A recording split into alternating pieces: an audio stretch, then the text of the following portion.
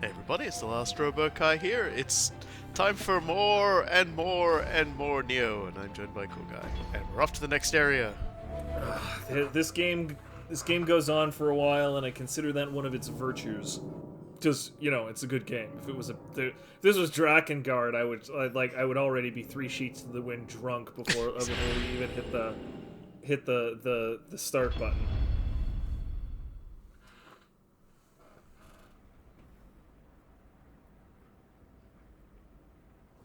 Fushimi no Mototada wa捨て石、助けは無用。上杉を抑えた後、決戦へと向かわん。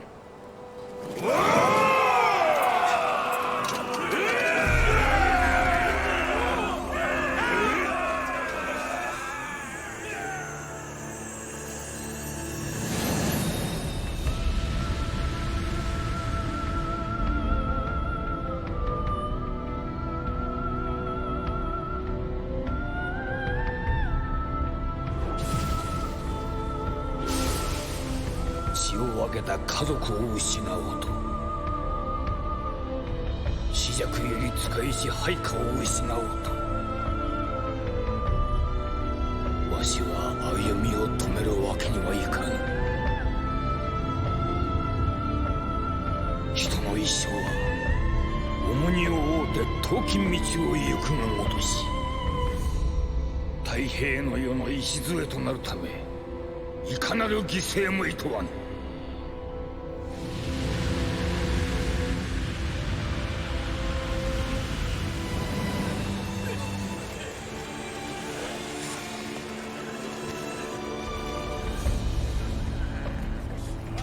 Very well. I'm going to save that stubborn old man.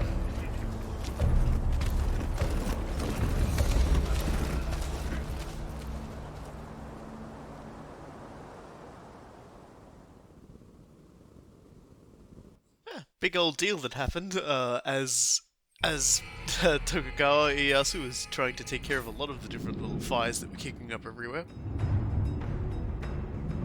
三成殿は全国に檄を飛ばし、家康様の留守をついて挙兵いたした。京に残る大名の妻子らには強引にも人質に取られた者もいるらしい。いよいよ決戦が迫ってまいった。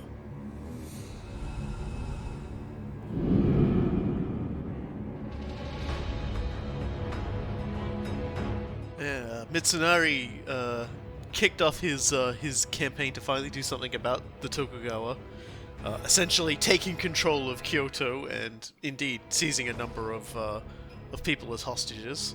And as before, I've done a single side quest, which will be in the next video because we're doing a main mission now, and it would just add on too much time. This is a very big stage. This one. We are heading into Fushimi Castle, where as we saw, Tori Mototada, he was essentially guarding this castle with 2,000 men when the Ishida army rocked up with 20 times that many. Yeah, it was about 40,000 people, and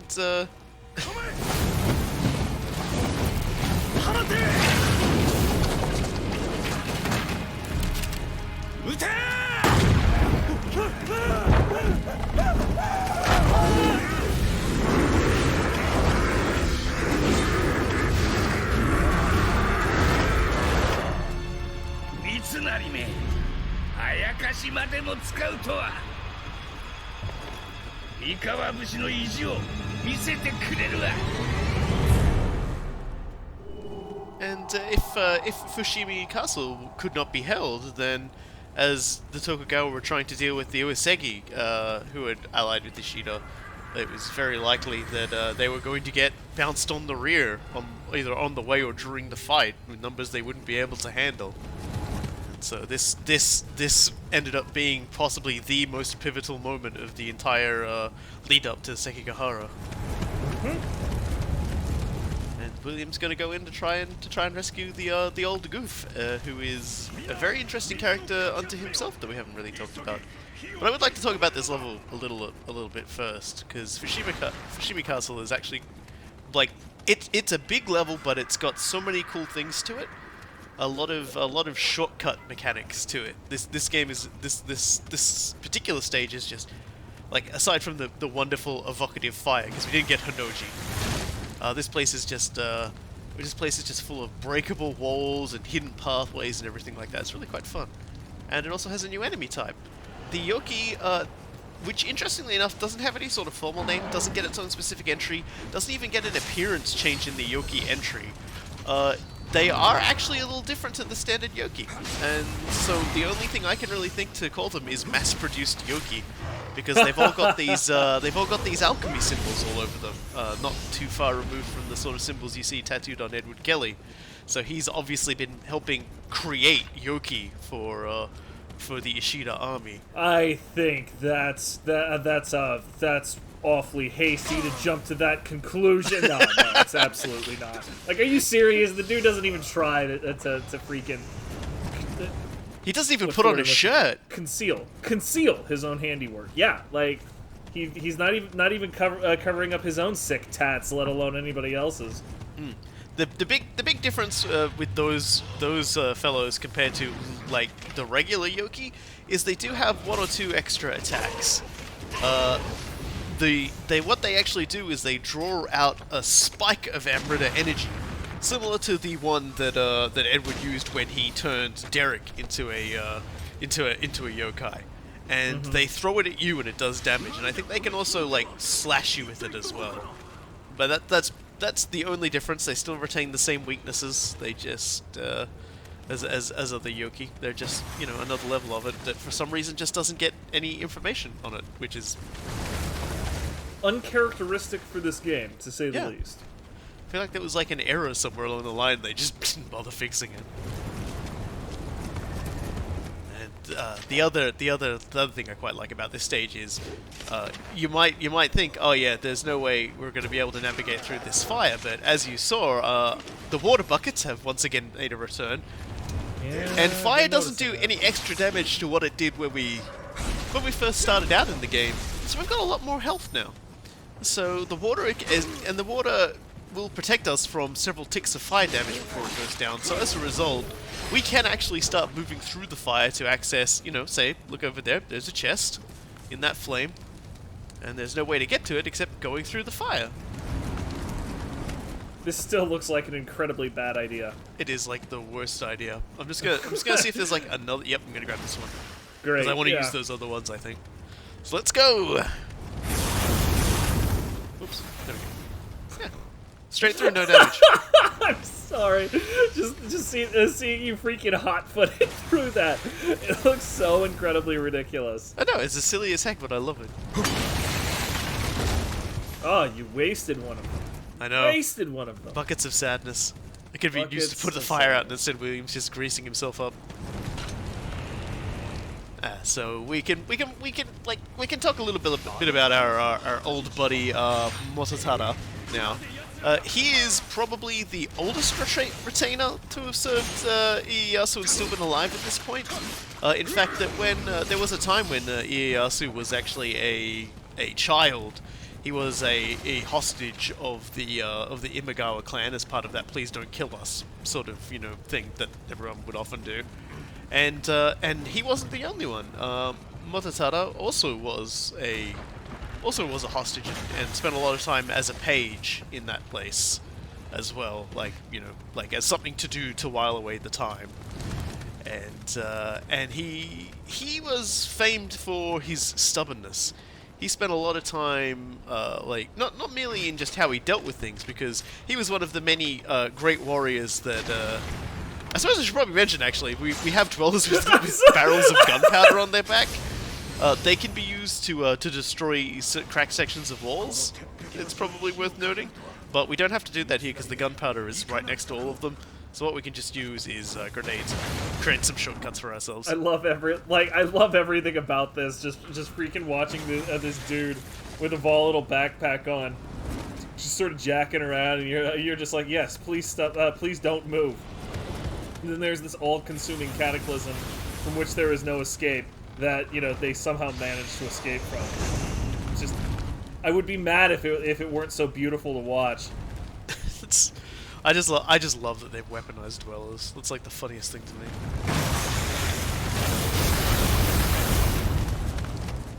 I'm still amused as hell that you're just hot-footing it through these things. Like, it's just frickin' weird. Coal It's just Runner like, over yeah, there. yeah, fine. I'm covered in water. That makes me immune to fire, right? It's not even remotely how that works, but you know what? I'll give it to you, Nioh. Yeah. Well, they had to have the water do something other than wash the poo off. Honestly, washing the poo off was 100% fine. You know what? Like I feel like that was a great reason for it to exist. They got it to work. So I thought, why not? Let's just make it tank a little bit of fire. That was friggin' overkill. The overkill is the best kill. I don't care who says it. Like, I'm not criticizing. I'm admiring. So Mototada was famed for his stubbornness. He was one of the guys that Hideyoshi was like, "Oh my God, you're such a great and loyal retainer. I will reward you with the castle." Wink, wink, nudge, nudge. Get as far away from your lord as possible to try and, like, you know, isolate him from his betters, and like a common thing with a lot of the ones who received this and were smart enough to realize what was going on was to say, "Thank you very much," and then give it back. Oh, I've made this one bad. Oh, here it goes. Unfortunately, like it's really funny because Mototada didn't even do that. He's like, no. And He's like, just you know, just like, like, are no. you sure? Because that seems like incredibly rude. No, I'm not taking it. Go away. Nioh describes him as a man so loyal, like so stubborn for it to be a fault. He was basically like stubborn as a fault, stubborn as a mule, applied to that man perfectly. And you sort of saw it. He wasn't someone who, you know, had a lot of time to goof around. He was very protective of strangers in the midst and things like that. You know, he didn't like the idea of this weird fellow Anji just coming out of nowhere and saying, "Oh yeah, I can totally fight demons." It's just like, really? Some other, like, Hanzo knows you, but you ain't shit to me. Go prove it, buddy. Yeah, and it wasn't just for like he was actually a really good general too. There's like one example that they often talk about was when he was doing a rearguard action when fighting against when fighting against one of their enemies. I'm not entirely sure which fight it was, but he fought a rearguard, and in this rearguard he had about 2,000 men. Again, he does this a lot. You give this man 2,000 men and he does something amazing. But it was the Hojo were pursuing the Tokugawa army on a retreat, and he held against 10,000 men with only 2,000 and won. So he's really just like, I mean, I completely really good at what he did. freaking believe it. That was that was kind of the Hojo's increasingly the Hojo's lot in life as things went on. Like, they initially, since they held Edo and they held a lot of the most traditionally population dense and rich areas of Japan, they were very, very influential. But like, I don't know precisely what the hell happened with them, but as time went on, they just kept frickin' losing, again, with overwhelming numbers. And were the Hojo generals and soldiers just bad? Were their enemies just that good? I mean, column A, column B. I actually don't know the answer to that question very well, but like this sort of thing where they outnumbered people 5 to 1 or 10 to 1 or something like that, and they would still just get their noses busted completely. Not uncommon for them.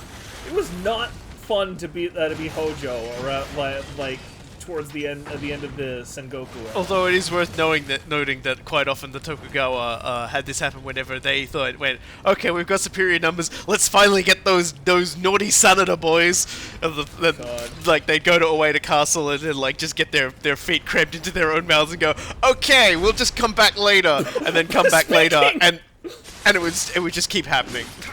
I don't think there was a particular point in time where the Tokugawa didn't get horribly owned by Sanada. Yeah. It was just like with superior like you've got to understand they didn't just get owned in like the battlefield sense. Like the Sanada actually outlined very briefly with the Tokugawa to get them to help them build a castle, and then sided with the Hojo to help them beat up the Tokugawa, then sided with the Uesegi to beat up Hojo. They just wouldn't stop it. And eventually, like, I love the Sanada clan. They're like one of my favorites, just because they managed to just like troll the hell out of everybody.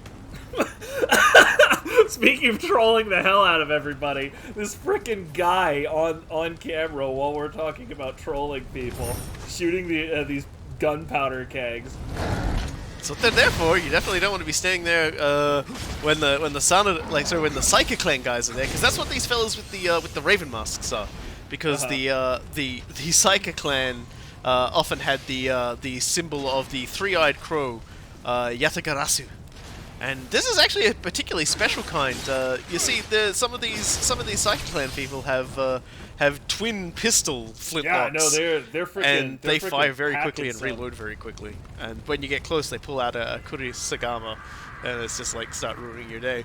And yeah, so the Saika clan are another interesting feature of this level, and something worth talking about, because the Saika clan were a mercenary force that sprung out of the Iki-Iko rebellions against Oda Nobunaga.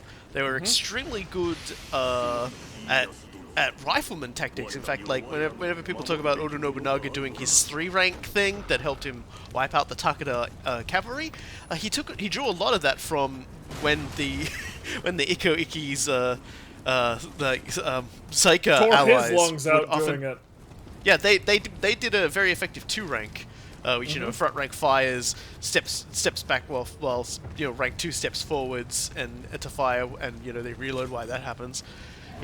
So yeah, and they gave Oda Nobunaga a lot of trouble, including like the actual siege of the Iko-Iki's headquarters actually ended up taking 11 years because it was such a well defended place, and they had so many allies willing to like help them in order to just befuddle Oda.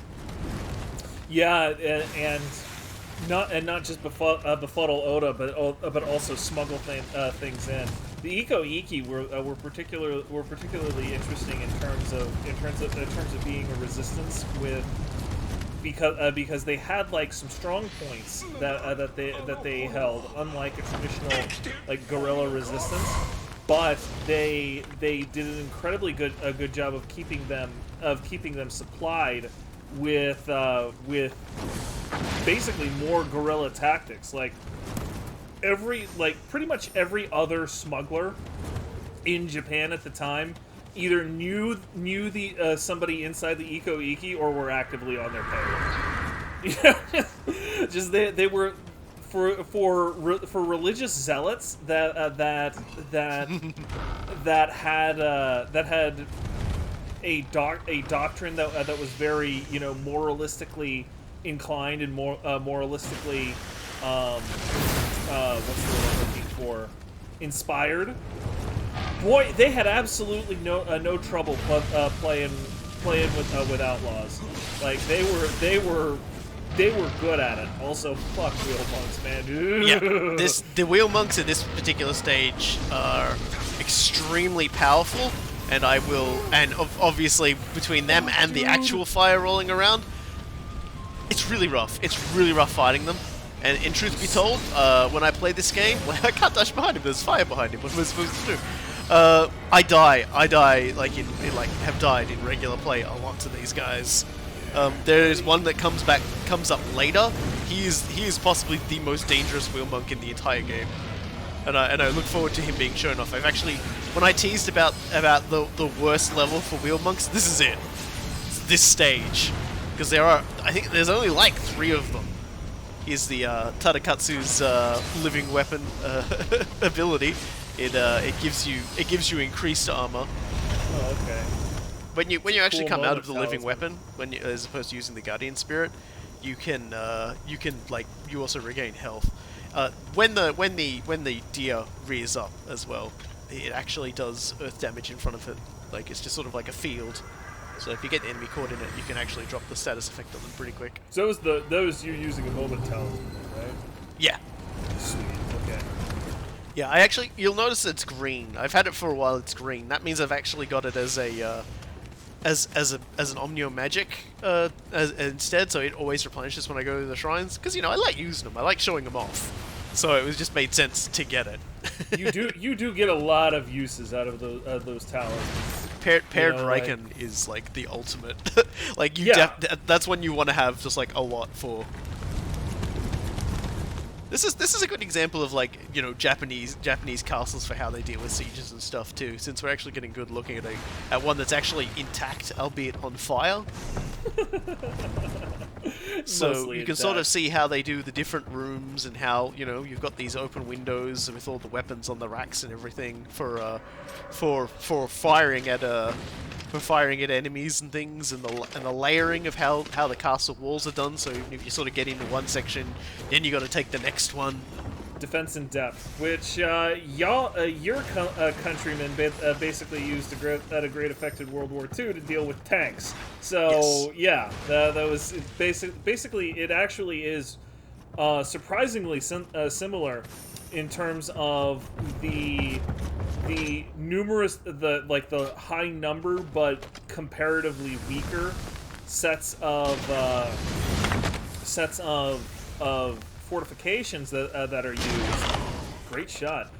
Sets of fortifications that are used in Japanese siege doctrine versus European siege doctrine, and how that ended up being used against in other situations where the enemy was assumed to be much more mobile rather than stationary. And that was how a lot of Japanese battles were expected to roll. Is that like soldiers were expected to cover large areas on the landscape and hit from multiple sides, and it was just something that was considered as a granted, especially because armor and shields were just nowhere near as big a thing in overall equipment doctrine in Eastern versus Western strategic thought at the time. It's better to have a lot of positions where your enemy can, if they're quite mobile, where they push in, they have to be careful because they can still get funneled into an area and shot from behind, which you can see a lot of these windows where the arrows are facing through aren't facing the walls where the enemy come in. They'd be facing other areas where they could be used to fire. These basic sections can become strong points if necessary. You taking an entire castle isn't just a matter of getting over the walls and then walking into one room. Yeah, all of these individual holdouts that we have here. If you look at it closely, you'll also notice that each one is eminently barricadable, like to the point where it is almost as barricadable as a main gate. There isn't quite the same access area where you could put numerous bars there the way you could around the main gate, but you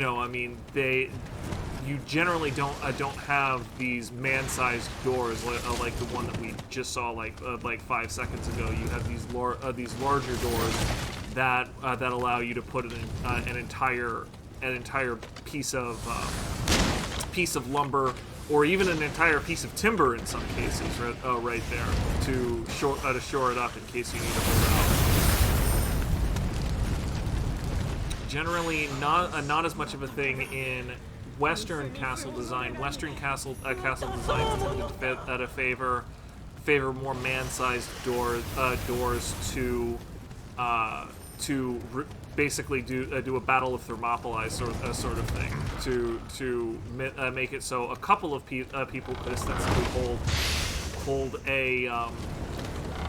an opening against numerous people, and just choke the life out of a Yeah. large force that had pierced the area, which worked just fine until certain machines were invented that allowed you to handle those sorts of designs. Whereas the Japanese ethos was more just like as you can see with the overlapping fields of fire and all of the overlapping terraces that you have, to truly make the area quote unquote safe, you're just gonna have to pound it in. Also, fuck that guy. Like, fuck that wheel monk. This guy, if you don't destroy those particularly annoying those particularly annoying barrels along the way, he can basically explode you and kill you the moment he spawns. I was going to ask you if that was a thing after I was done with like I with said, my this little wheel monk is the rant. most lethal wheel monk in the game. He has believe just it. hands down killed me more times than I would like to admit. freaking guy. Because he's a spawned one, he does have a ridiculous amount of health as well. Good night. Don't come back. Yeah. Jesus I think that's Christ. probably one of the few times I've managed to kill him without dying. He just always gets me usually. I say Yeah, that I a don't lot blame for you. enemies. I think the idea that people are watching me makes me play better. I don't like roll my eyes at the back of my head and go, I've done this 100 times. Ah. I mean, I assume that they just sort of assume that you did all of your dying off camera a little bit the way that I did with like Dishonored 2. I mean, am I reasonably competent at that game? Yeah, sure. Like despite all of my whiffing in that game, but I don't die and I don't have like earth-shattering screw-ups because I practiced the run and rooted it like three times before I actually recorded. Yeah. Although actually for this one I haven't been practicing the stages. I've been relying on my brain, my brain memories and my skills to get me through. And for every single death aside from one I cut out in the village, has been on camera. Shut your mouth. I think I speak for like 3/4 of the people who have played this game and are watching this Let's Play when I say shut your mouth. And I am not talking about Shaft. Oh dear. Well, that's acceptable. Yeah. So there are two ways to approach the main castle, and one is through the front gate, which is horrendously on fire, and the other I always feel like they probably didn't exactly intend, but is still totally doable because you drop down here, there's a doorway that leads to the bottom of it, and there's a way to get in through there. I almost feel like they expect you to sort of work your... Yeah, and there's also one of these. To work your way down here from going up. So I'm gonna like go to both. No. Not sure how I lived, but I'll take it. I will take that luck. This guy does kill me a few times too, but it's right next to a shrine. Like, generally speaking, he usually kills me, I should say. Actually, since we were talking about architecture norms, I will have one particular nit from having been in a lot of these castles. The man-sized doors that we're seeing around here are way too tall for Japanese norms. Like this particular gate that you're opening right now, okay, fine. Yes, those were quite tall, but standards for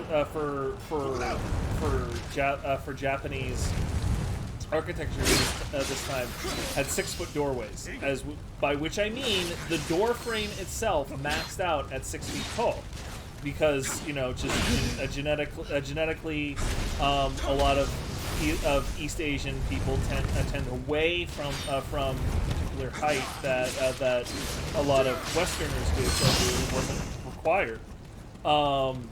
But I mean, even with as big as William is shown to be in this game, I don't know if he was that big in real life. I'm gonna guess that. But like that is easily an 8-foot door, and that was supposed to be a man-sized door, and no, that would have maxed out at 6 foot tall. Now I know this precisely because one of the bits of Japanese architecture that I when I was in Japan touring with the Rotary, I stayed in a number of ryokans, which are traditional Japanese ones. There was one in Kyoto that I stayed in, and it was right about half a block away from this really sketchy alley. It was basically a red light district down there. And is that in so Ikebukuro? Huh? Was that in Tokyo in Ikebukuro? No, it was in Kyoto. I forget exactly the place we were in. This particular one was in Kyoto, and I got home or back to the ryokan really late one time, like 11:30, something like that.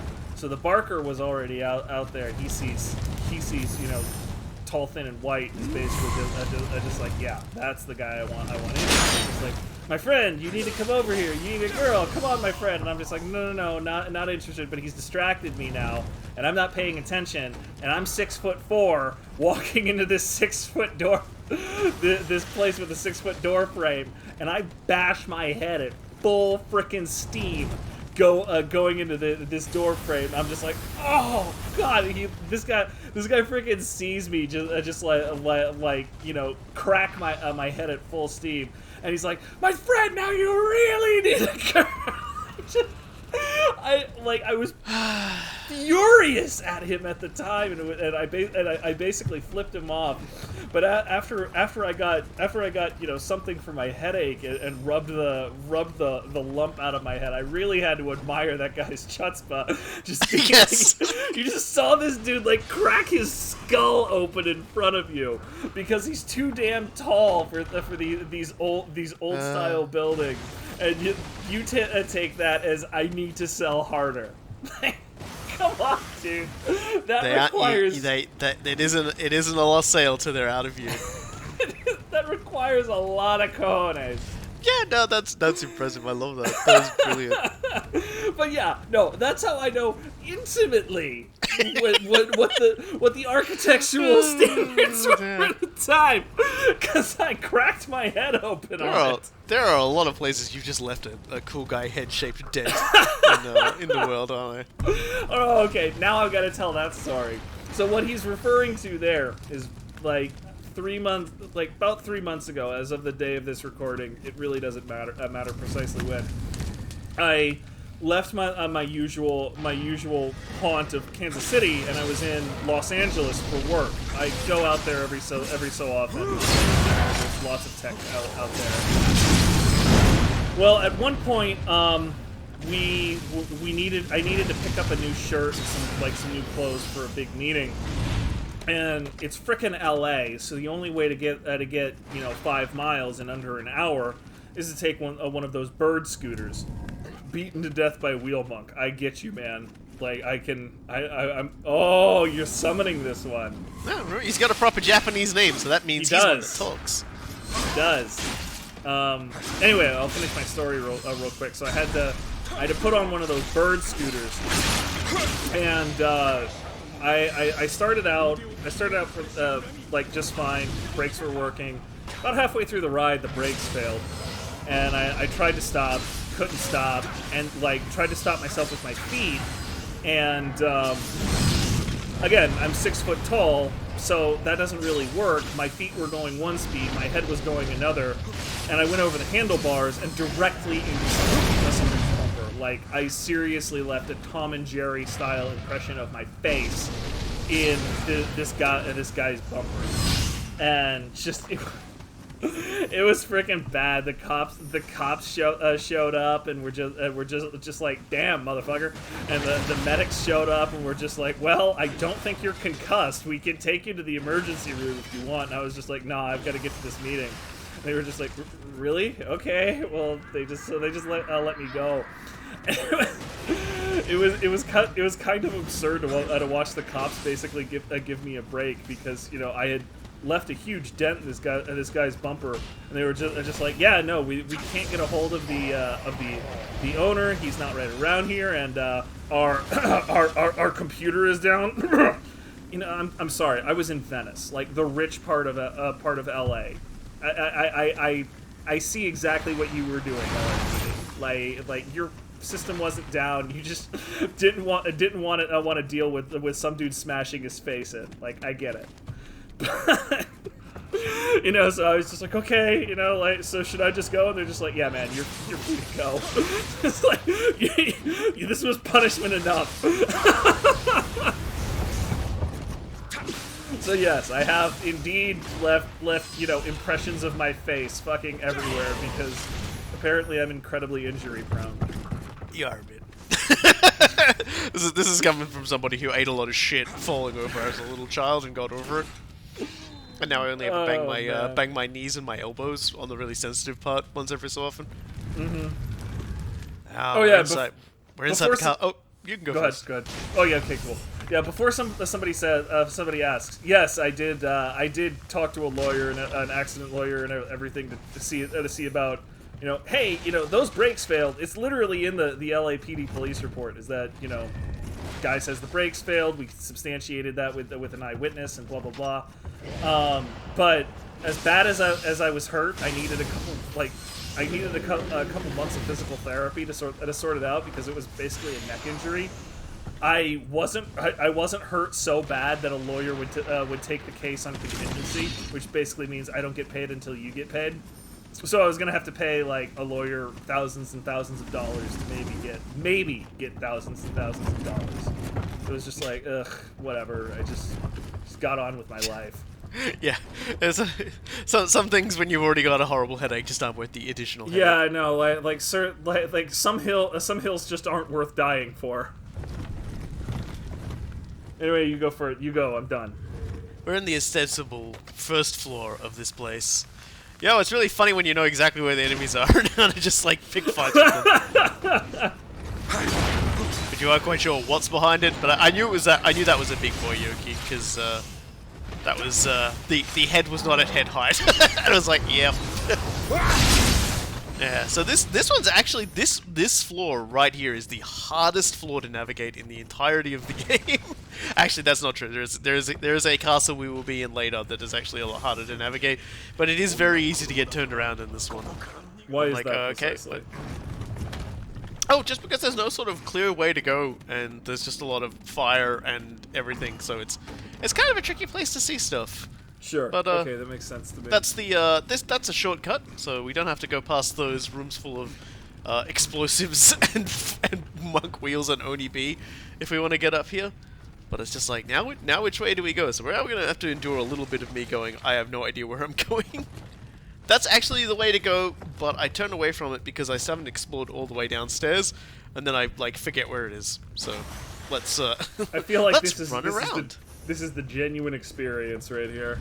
Yeah, you will have to be very careful because there's a lot of holes in the floor that can drop you in. You know, see that floor there? That's a hole. That'll drop you down. I get the feeling that if we had ever streamed up to this point, you would have just let me fall down there just to teach me a lesson. Absolutely, and I would have insisted we go up through the first floor so that you would have landed in the middle of everything, killed an Oni B had your sword set on fire, and then attacked an enemy with the gunpowder barrels around and blown yourself up. That sounds exactly like something I would have done too. Yeah, no, that's exactly what it was designed to do. Like. They got 100 ways to get you. Like the fire from the Oni Bs, the fire from the monk wheel, fire on your weapon. It's mean and I love it. It sounds precisely like how I would die in a fiery conflagration. I love it. I mean, if I gotta go out, I would prefer to go out in style, and that definitely has style points. Yeah, this is the part where I'm like, okay, so how do I think it's the first time I've managed to dash over those without falling down. Speaking of, like, blind frickin' luck... Well, usually I try and be clever and sort of, you know, hobble over the top of them, but end up falling down. But I've usually cleared what's down below. So yeah, we're gonna spend a bit of time hugging the labyrinth wall, as you know it. and then I'm gonna like miss the actual path to take. I'm like, okay, that's a whole. Again, this is the genuine experience. I'm fine with this. I'm drinking it in. Yeah. Oh. Okay. Oh my gentle freaking Jesus! I knew you were gonna be mad at that. Yeah, I am a fucking molten I even salt stopped reactor and about looked at that it. Was one. like, he's gonna hate that. I hate this. There we go. Double back. There we go. This is the way to go. So it didn't end up taking me that long to figure out. I feel like there's like one more of these sassy little things around here, but this is the prize before we go up. Oh, Fushimi buddy. Castle Hot Spa. Yep. Okay. All right. Now look at William very closely. He's not wearing his shorts anymore. He's wearing a fundoshi. The traditional. He's finally gotten himself a clean pair of underpants. Yeah, he's finally gone native. Yeah, Which, you know, he's definitely- wearing the Japanese style undies now. He's Yeah. cleaned up his face a little too. It's great. He's actually learned basic hygiene. Took him a while. It did take him a while, and particularly having come over on that boat, like there definitely would have been a reacclimatization way of doing that. Period.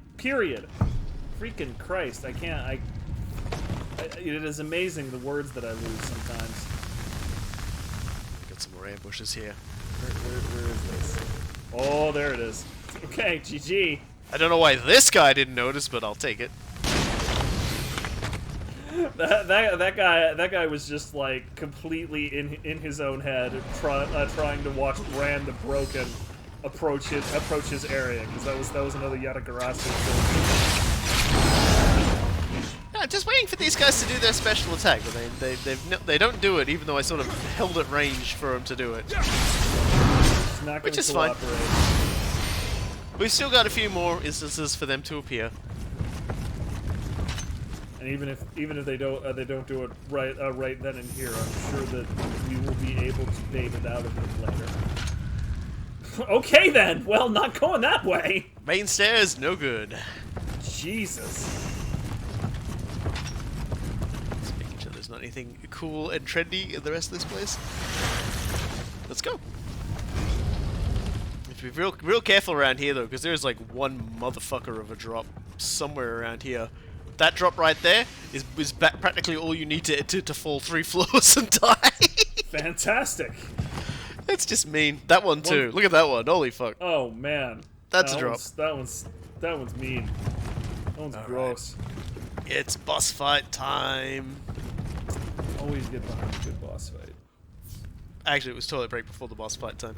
That's cool. You know, certain boss fights you have to prepare for. And you can know I haven't tricked her or anything because the Amrit account is exactly the same.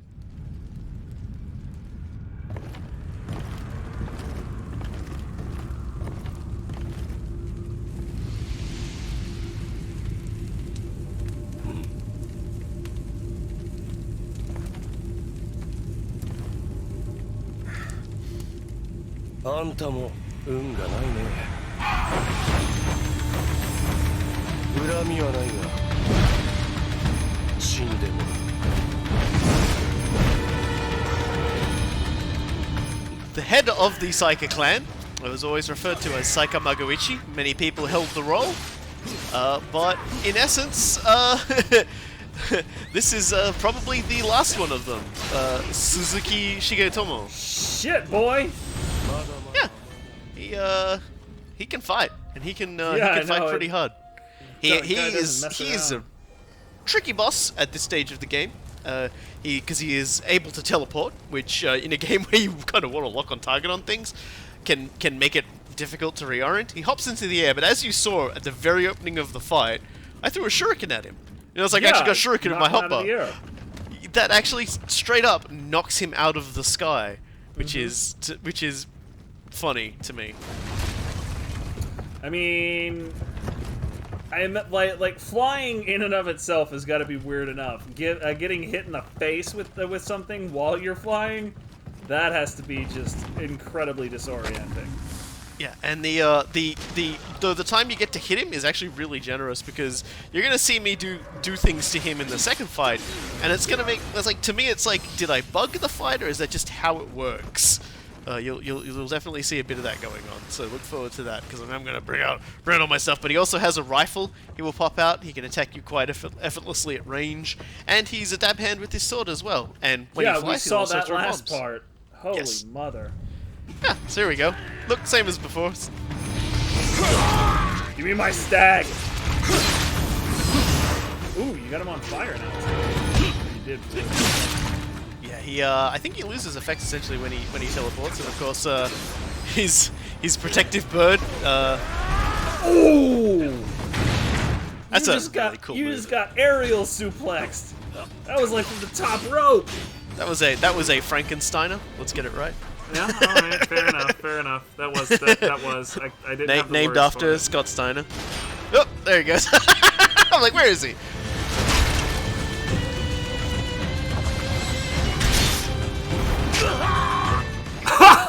Got him before he finished teleporting that time. That really didn't work out for you there, Saika. Damn! Yeah, he definitely Got him again. shits his You can sort of see how it takes the wind out of his sails a little. a little. This guy is jumping That around. Like I don't a even flea on a know hot how it brick. happened. He just sort of got stuck on me. Oh, It's like, yeah, he keeps God, hitting me that with looks it. which is- brutal. See that? Like, there's no. He come must have on. been just starting the animation or Yeah, something. like that had to be a frame perfect trick there, man. Because otherwise it makes no sense. It's just like, here I go doing a backflip. Oh shit, my back. He's a fun fight. I'm so mad. Like, you drop you mad at me, and all I can do is just groan and grunt and growl.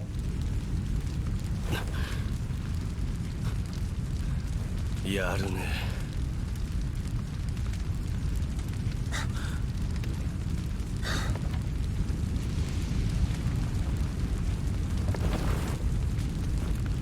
聞くぞ。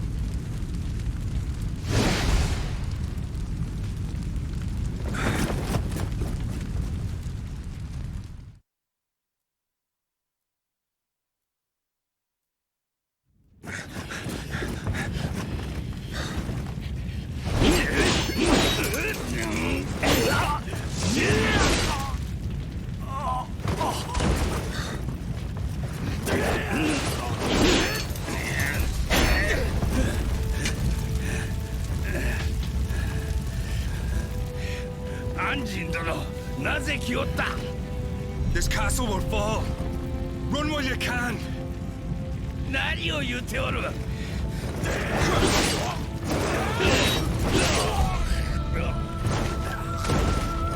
とうに覚悟は決めておる侍は城を枕に討ち死にするのみ What are you waiting for? お主は感動より逃げいわしの道連れはお主ではないこやつらとあやかしどもじゃ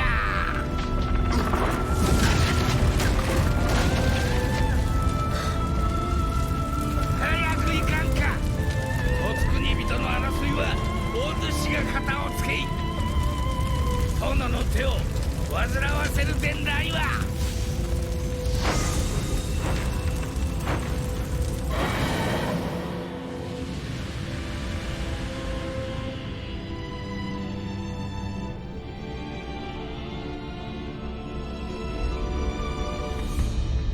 伏見最後の夜殿とは今生の別れになることは分かっておったが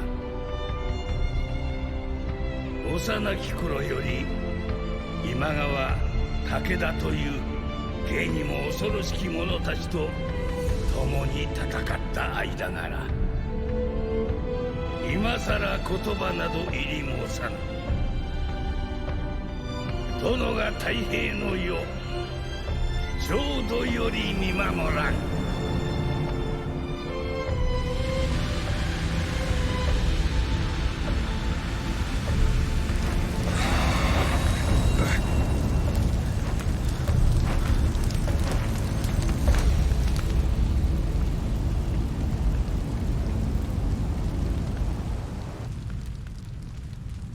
And so, one very stubborn man's stand against innumerable enemies changed the entire course of history. Yep. It's hard to understate how cool that entire sequence was, and Oh, how man. just the part where the little sparrow becomes Suzaku, the phoenix. Anyway, that's that for this episode. I've been the Last Robo Kai, And I have been Kogai. and we've got a little bit of cleanup to go after this, but you know, after the next episode, it's gonna be the big fight. So you know, we're getting onto the home stretch. Sekigahara is just around the corner. And these are all the trainer fights we haven't unlocked yet.